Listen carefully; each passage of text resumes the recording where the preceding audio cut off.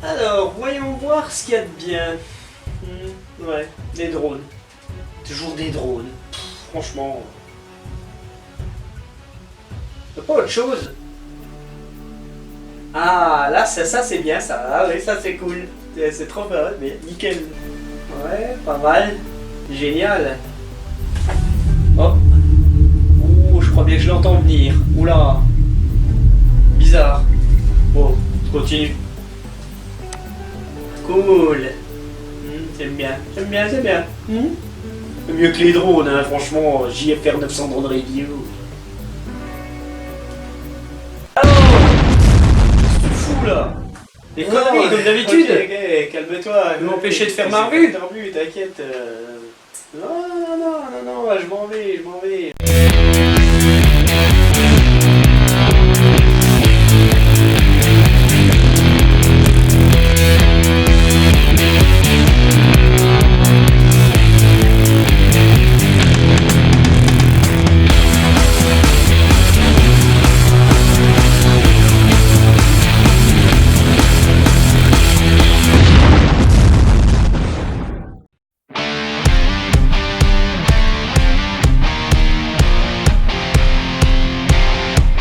Bienvenue sur la chaîne JFR 900 Drone Review. Et bien aujourd'hui on se retrouve pour notre série vieux mais bon. En fait je vais vous présenter un drone assez ancien puisque ce drone il a au moins 6 ans. Donc c'est un gros drone de prise de vue qui a fait ses preuves en fait et qui va concurrencer le célèbre Unique Typhoon Q500 ou un DJI Phantom 3.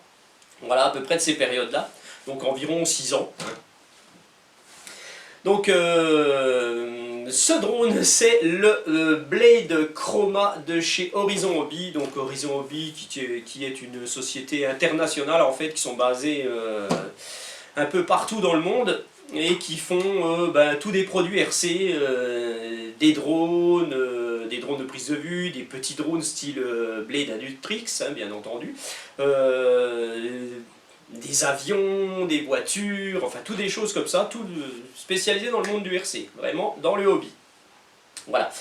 Donc le Blade Chroma. Le Blade Chroma a été fait il y a environ 6 ans, en fait, suite au 350 QX, donc le célèbre 350 QX qui est un drone, bon là vous voyez la version 1, il n'a pas succédé à la version 1 de ce drone. Mais le 350 QX, un drone GPS débrayable et tout, celui-ci est un peu particulier, c'est la version 1.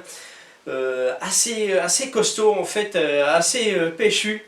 Et puis franchement c'était un des premiers drones il y a 7 ans à être assez fiable. Voilà, pour ce genre de produit.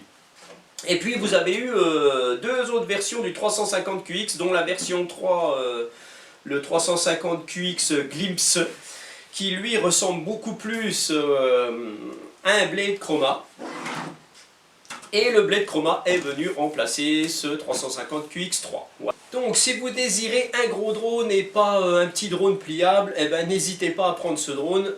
Vous pouvez encore le retrouver sur certaines boutiques, il va être encore assez cher puisque ce drone était environ à 700 € lors de sa vente hein, au début. Maintenant vous pouvez le trouver je pense à 300 €, voire peut-être encore plus cher, donc faites attention. On retrouve de moins en moins sur les boutiques, hein. On retrouve beaucoup les pièces détachées, donc ça c'est vraiment bien, ça c'est excellent même. Et puis par contre, sinon vous faites comme moi, vous l'achetez sur le bon coin à un particulier. Moi j'ai trouvé une bonne occasion, voilà, je l'ai payé environ 200 €, donc franchement j'en suis très content. Donc ce drone, bien entendu, s'il est neuf, il va être équipé de plus ou moins de choses, voilà. Enfin, même s'il est, moi il était complet, hein, franchement c'était nickel. Vous avez 4 versions de ce drone en fait. Vous avez une version qui n'a pas la caméra que vous voyez ici. Il aura une gimbal 3 axes où vous allez mettre une GoPro dessus, un style GoPro dessus comme vous voulez. Avec une radio qui ne sera pas celle-ci. Vous avez la version que vous voyez ici, donc qui est la version avec la radio Unique ST10 et une caméra Unique, donc montée sur une gimbal 3 axes qui est elle la CG02, donc qui va filmer en 1080. Je sais plus le nombre d'images secondes, je sais pas si c'est 30 ou 60, je me rappelle pas, je l'ai pas en tête. Mais bref, voilà, c'est du 1080, je vous dis franchement, c'est déjà pas mal. Ce que je reprocherais un petit peu à la CG02, c'est d'avoir une tendance un peu jaune. Donc il vous faudra peut-être aller pour régler la balance des blancs sur votre logiciel de montage, parce que vous ne pouvez pas le faire avec la radiocommande. Voilà. Donc cette version CG02 avec la CG02 et cette SD10 va vous proposer deux fonctions supplémentaires que la première version n'a pas, c'est-à-dire le mode de suivi, donc un mode de suivi follow me classique où le drone va suivre la radiocommande, et vous avez le mode tracking qui elle-même en fait, mais la caméra va vous rechercher, elle va rechercher la radiocommande, voilà, la retransmission Wi-Fi, et puis elle va s'orienter selon comment vous vous déplacez. Donc ça c'est franchement bien, je l'ai essayé, ça fonctionne super bien. On n'est pas sur du low cost, là on est sur du drone, pas haut de gamme, mais du drone de loisir vraiment correct. Comme je vous dis, c'est un drone qui concurrence le Q500 Typhoon et les Phantom 3, des choses comme ça. Bien plus gros, on va le voir après, qu'un fantôme. Et vous avez donc deux autres versions encore. Vous avez la version qui est la même que celle-ci, mais avec une caméra CG03. Donc là, vous aurez un drone 4K, donc je vous le recommande réellement parce que vous aurez diverses résolutions que vous pourrez régler en fait. Et ça, c'est franchement bien. Et puis, vous pouvez l'avoir franchement à pas trop cher si vous le trouvez sur des sites comme Le Bon Coin ou des choses comme ça, d'occasion. Voilà. Ce qu'on pourra reprocher au vieillissement de ce drone aussi, c'est le jaunissement un peu du plastique. Pas trop du drone, mais en fait des pieds. Donc, moi peut-être qu'un jour je les changerai, ils ont un peu jauni. Voilà. Donc toutes les pièces détachées sont parfaitement trouvables actuellement sur le net. Et vous avez aussi la quatrième version qui est une version BNF. En fait, si vous crachez votre drone qu'il est foutu, vous pouvez avoir un drone sans caméra, bien entendu, sans batterie, mais au moins vous pourrez avoir un drone sans tout racheter. Alors, quand vous recevez ce drone, donc vous avez avec, selon la version que vous achetez, donc vous avez une radiocommande, bien entendu, donc il est RTF, Ready to Fly, donc vous allumez votre radio, vous allumez votre drone et vous pouvez commencer à voler pratiquement tout de suite, à peu près quelques petites choses à faire. Vous allez retrouver avec ce drone une batterie, donc c'est une batterie de 11 volts 1, donc du 3S pour ce drone. Alors sachez qu'il y a eu un petit couac sur l'étiquetage des premières batteries qui ont existé avec ce drone, comme ici par exemple, j'ai une 5400 mAh, et ici j'ai une 6300 mAh qui est plus récente. Et donc apparemment les 5400 mAh n'ont jamais existé, c'était une erreur d'étiquetage en fait, voilà, ils ont lancé ça comme ça, mais apparemment c'est bien du 6300. C'est ce que j'ai vu sur le net, après si c'est vrai ou pas, voilà. En fait on s'en fout finalement. Du 3S, donc ça vous donne une autonomie environ de 20 minutes, 15-20 minutes. Sachez que vous pouvez trouver des batteries maintenant génériques, que d'autres marques font pour le chroma, et vous pouvez monter jusqu'à 7500 mAh, donc ça va vous donner 1 ou 2 minutes de plus de vol, guère plus avec généralement, tout dépend de la qualité de la batterie, mais bon 20 minutes et vous avez 2 heures de charge, donc avec ce chargeur, donc là voilà, chargeur classique, vous allez mettre votre batterie là-dedans, clac, et puis vous allez charger ça pendant 2 heures, 2 heures et demie. Vous pouvez charger d'autres batteries 3S, ça, si vous avez, des batteries classiques. Bon, je ne vous montre pas, bien entendu, il se branche sur secteur avec un petit transformateur. Hein, voilà. Vous allez retrouver quoi? Alors ça c'est bien, ça en fait c'est ce qui protège la CG02. Vous glissez ça, clac, derrière, et vous allez bloquer votre caméra pour le transport. Vous retrouvez donc toute une panoplie de notices, donc ça c'est super bien. Je ne vous montre pas la boîte, hein, tant pis. Et vous avez des hélices supplémentaires, il y en a 4. Voilà. Donc moi franchement je ne le regrette pas, hein. C'est vraiment une grosse bête et qui fonctionne très bien. Avec une radiocommande vraiment au top. Voilà. Et c'est ils disent de Unique, voilà, pourquoi Unique en fait? Parce que Horizon Hobby reprend la technologie Unique pour le chroma, voilà, tout simplement, je ne vais pas en dire plus. Donc maintenant on va un petit peu le mesurer ce drone. Donc ce drone il fait exactement 400 mm de diagonale, donc c'est une grosse bête, hein, alors que son petit frère, le 350QX, bon là c'est la version 1, il fait 355, 360. Vous avez un Phantom 4 qui lui fait 350. Et vous avez un Unique Q500 qui fait 500. Alors, on va le peser maintenant. Voilà, on va préparer la petite balance que vous ne voyez plus parce qu'elle est verte. Voilà. Tac. Alors, je vais prendre quelque chose pour le poser dessus. Alors, je vais replier l'antenne. Voilà, l'antenne GPS se replie sur ce drone. C'est pour faciliter le transport. Je vais le mettre à l'envers. Je vais y mettre une batterie quand même. Quand je la mette à l'envers, je vais l'insérer dedans d'ailleurs. Tac. Voilà, je mets ça comme ceci. Et on est à 1,380 kg. Ah, alors, on va faire la tare. Je me suis trompé un petit peu. Voilà. Voilà. 1,350 kg. Voilà. 1,3 kg. Bon, bref. Donc 1,3 kg, ça veut dire que vous êtes soumis à la réglementation des drones de plus de 800 grammes. Donc vous devez le déclarer à la DGAC. Donc pour ce faire, vous allez sur le site Fox Alpha Tango. Vous allez passer votre petite formation, vous allez déclarer votre drone, vous aurez un numéro d'immatriculation que vous devrez inscrire dessus. Sur votre drone, vous pouvez le faire avec une petite étiquette, vous pouvez le cacher, n'importe, pourvu que le numéro soit dessus. Et puis vous pourrez faire voler ce gros drone de 1,3 kg. Voilà. Donc ce drone de 1,3 kg, justement, il a des moteurs brushless de 3508 en 780 kV qui sont particulièrement adaptés à la taille du bonhomme et particulièrement adaptés à du 3S. Donc ce qui en fait un drone très puissant en fait, puisque quand vous débrayez le GPS, parce que le GPS est débrayable, vous pouvez avoir un drone qui va être très très puissant puisqu'il va atteindre environ 60 à 70 km/h avec le vent dans le dos. Voilà, donc c'est vraiment pas mal pour un gros monstre comme ça. Donc justement, ce drone, qu'est-ce qu'il a comme fonction? Donc il a un GPS bien entendu, et c'est du GLONASS, c'est du GPS, et la technologie GLONASS supplémentaire. Le GPS c'est américain, GLONASS c'est russe, voilà.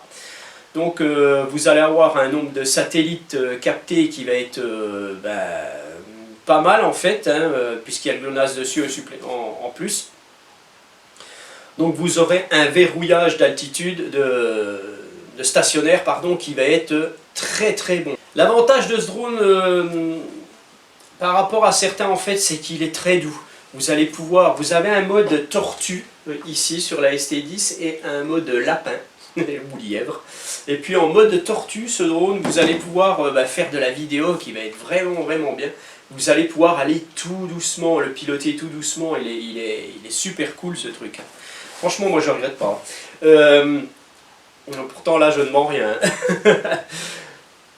Vous avez un mode smart sur votre radio. Ce mode smart en fait c'est ni plus ni moins qu'un mode headless, hein, où vous n'aurez pas à regarder l'orientation de votre drone, hein, si vous le faites revenir en arrière comme ceci, même s'il est de côté comme ça, il reviendra quand même. Voilà, le mode smart, c'est un mode de pilotage pour les ultra débutants que je ne conseille pas du tout, mais alors pas du tout. Apprenez à piloter toujours en ayant un avant du drone, un arrière du drone. Voilà, moi je vous conseille, vous aurez, ça sera déjà, c'est plus normal en fait, que de mettre votre drone n'importe comment puis de faire n'importe quoi. Voilà, mais bon, sachez que vous pouvez le faire. Ce mode smart en plus, il a un geofence. Qu'est-ce que le geofence? En fait, c'est une délimitation de zone de vol sur un diamètre donné. C'est programmé dedans, voilà. En mode angle, vous avez le mode angle, donc quand le GPS est embrayé en mode angle, vous le pilotez normalement. C'est là, c'est ce que je vous conseille de faire le mieux. Voilà. Vous avez un return to home, donc le drone va monter un peu et revenir se poser où il a décollé. Hein, si vous vous êtes emmerdé, vous ne voyez plus, ou bref, vous faites ça. Il est précis, bon, allez, à 5 mètres, hein, on va dire. Hein. Qu'est-ce qu'on a de bon encore sur ce drone? Donc GPS débrayable. Ah oui, on a un truc sur ce drone qui est moyen, on va dire. En fin de batterie, ce drone ne va pas faire de RTH comme la plupart des drones récents. Et c'est là que c'est bien dommage, il va se poser où il est. Donc si vous survolez un petit étang et que vous êtes en fin de batterie, bon, vous allez voir en fin de batterie, la radio elle vibre, voilà, vous avez un avertissement, vous ne pouvez pas vous faire avoir. Mais si vous êtes trop loin et qu'il n'a pas le temps de revenir, enfin, vous n'avez pas le temps de le faire revenir, il va se poser où il est. Il ne va pas faire de RTH avant. Donc attention, si vous êtes au-dessus d'un plan d'eau, c'est mort. Qu'est-ce qu'on peut dire encore? Donc vous avez une connexion Wi-Fi, hein, vous avez l'écran sur la radiocommande. Allez, je vais l'allumer. Je ne vais pas vous en parler pendant des lustres, hein, ce drone, hein, c'est juste pour vous le présenter. Vous avez donc un mode follow me, hein, je vous l'ai dit, enfin je pense, je ne me rappelle plus. Oui, je crois. Et un mode tracking, le mode follow me, le drone suit la radiocommande, le mode tracking, la caméra va s'orienter sur la radiocommande. Si vous tournez, la caméra va tourner un petit peu. Elle va vous suivre, quoi. Voilà, donc on allume la radio, on allume le drone. Je ne vais pas vous parler des LED. Votre drone vous parle, en fait. Il vous parle grâce aux LED. Chaque clignotement de LED a une signification. Donc ça, vous retrouvez tout là-dessus. Mais bon, c'est assez simple. Qu'est-ce qu'on peut dire sur ce drone? Ben, sa technologie de retransmission Wi-Fi n'est pas aussi performante que du DJI ou des choses comme ça. Vous n'avez pas du Wi-Fi Light Bridge, hein, avec la technologie Light Bridge, c'est chiant à dire. Hein. Donc vous aurez un peu plus de latence, vous aurez des lags, hein, ça arrivera forcément. Bon, c'est un peu l'inconvénient, mais bon, voilà, c'est de l'ancienne génération, ça fonctionne quand même bien. Donc la caméra mettra toujours un petit peu de temps, je trouve, à se connecter. Bon là, il me dit que je n'ai pas de SD dedans, voilà, donc là j'ai le retour vidéo. Bon là, je ne peux pas vous le mettre à l'écran, bon, ça marche bien, il n'y a pas de souci. Hein. Voilà, l'avantage c'est que vous avez tout ici, vous n'avez pas besoin de smartphone. Donc franchement, bah, c'est pas plus mal. Voilà, donc là je n'aurai pas de satellite, donc il ne va pas capter le GPS. Mais néanmoins, en théorie, est-ce que je peux démarrer les moteurs? Donc vous avez bien entendu, à partir de l'application, des deux calibrations à faire, comme d'habitude. Une calibration gyroscopique, hein, voilà, et la calibration du compas, qui est un petit peu fastidieuse. Je capte déjà 5 satellites à l'intérieur, donc vous voyez un peu la performance de l'antenne GPS, ça franchement c'est vraiment bien. Alors est-ce que je peux démarrer les moteurs? Non, voilà, je ne peux pas démarrer les moteurs, pourquoi? Parce que je n'ai pas assez de satellites, donc le drone me le dit. Voilà, donc je ne pourrai pas démarrer ici à l'intérieur, ou alors je dois débrayer le GPS. Voilà, je ne vais pas le faire ici, c'est pas la peine. Voilà, sur cette radiocommande, bien entendu, vous allez retrouver le bouton photo, vous allez retrouver le bouton vidéo, donc vous appuyez là-dessus, tac. Vous avez donc ce mode tortue, ce mode lapin ici sur la ST10, donc c'est pour régler en fait la vitesse. Et ici vous avez l'orientation de la caméra, voilà, là je vous montre, là, hop, elle est sur le bas, voilà, là je la remonte, vous le voyez, voilà, elle s'oriente. Ah, franchement, elle est très douce la caméra, c'est vraiment du bon matos. Ça filme bien, il n'y a pas de gélo, c'est la classe quoi, hein, franchement. Hein. Il y a juste cet aspect un petit peu jaune. Voilà, donc si vous avez une CG03 ou si vous avez un drone, un chroma et que vous n'avez pas de caméra, vous achetez la CG03 et puis voilà, hein, vous pouvez parfaitement en trouver. Hein. C'est un petit peu cher, hein, c'est du unique. Mais d'occasion, ça doit se trouver. Voilà, alors ce que je vais faire, je vais peut-être vous régler le gyroscope, tiens. Alors, on va dans paramétrage, ok, et là, on va sur calibration. Voilà, compas, accéléromètre. Ah bah là j'ai appuyé sur compas. Bon bah tant pis, je suis obligé de vous le faire.